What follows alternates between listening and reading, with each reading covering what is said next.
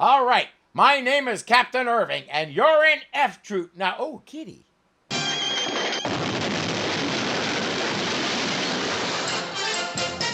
The men are getting a rude awakening. They're hearing the bugle blow reveille, well, they're hearing a bugle blow something, at 2 a.m.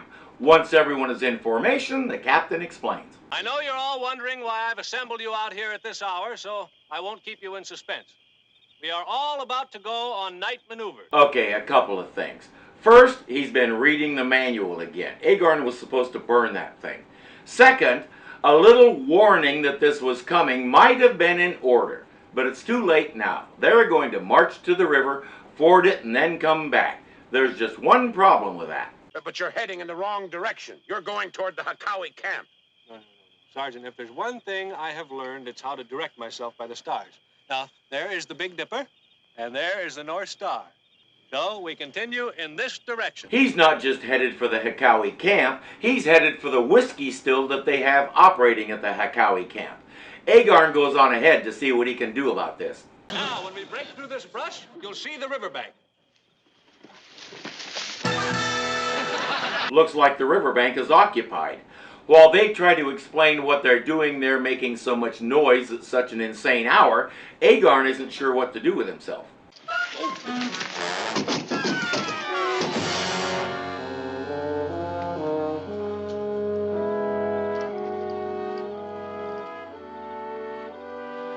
He big rockfall.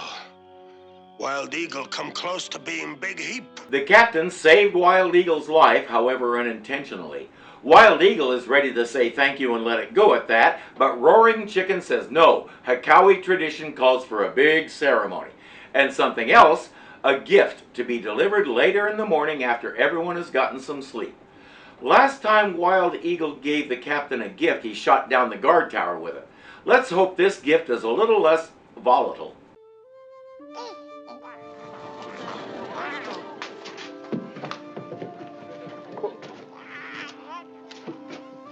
No such luck. That's way more volatile than a bow and arrow, or even a cannon.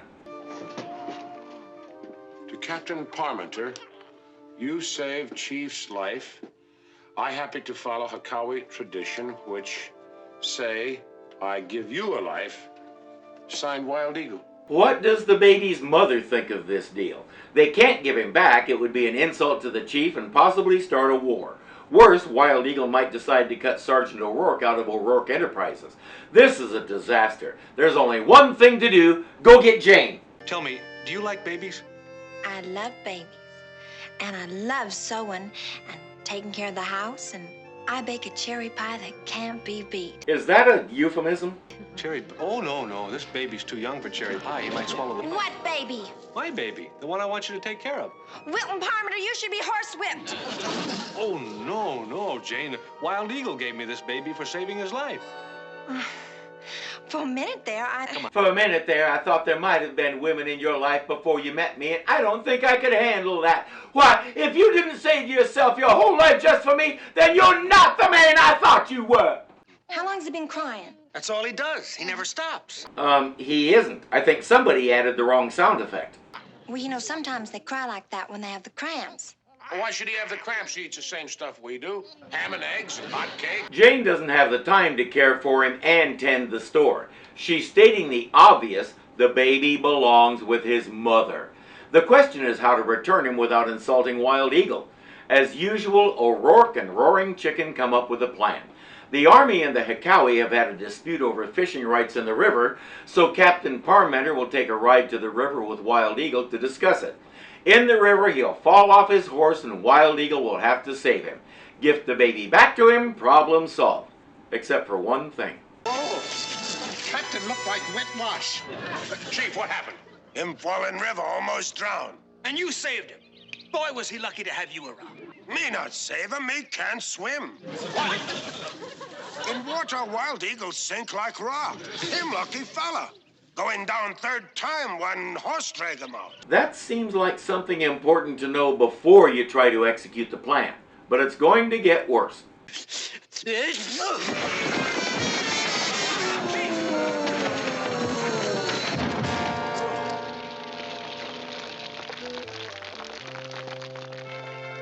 And in one of the strangest twists that we've seen yet, he did it on purpose.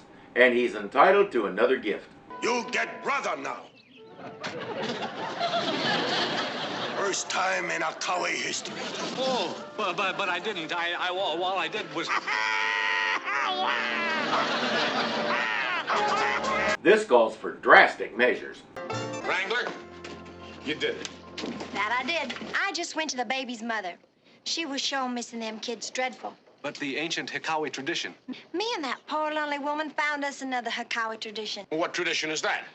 It is written that when a baby cries for its mother, then the mother's gonna be crying so much louder that nobody in camp gets any sleep, including Wild Eagle. I told them to let Jane handle it. Is that sexist? Yes. Is it true? Yes. We men spend so much time strutting our stuff and preening for each other it takes us 6 times as long to get anything done as it takes a woman. Those guys probably would have thought of going to the kid's mother right around the time the boys graduated college. Am I a sexist? You bet I am. I've been the only male in my household for 40 years. You think I don't know for a fact that women are so far superior to us men that we should be trying to improve ourselves by emulating them? If Captain Parmenter wants to run that fort efficiently, what he needs to do is convince Jane to sell the store, marry her, move her in with him, and quietly let her run things. What about Captain Parmenter? Oh, I've always wanted to be a bugler. With Jane in charge of the fort, he should have plenty of time to practice. If you're enjoying this, be sure to click the thumbs up button to show you like it. If you're not subscribed yet, punch me in the face right here and get it done. And don't forget that you can become a patron and help keep this kitty fed. The link is below. Until next time.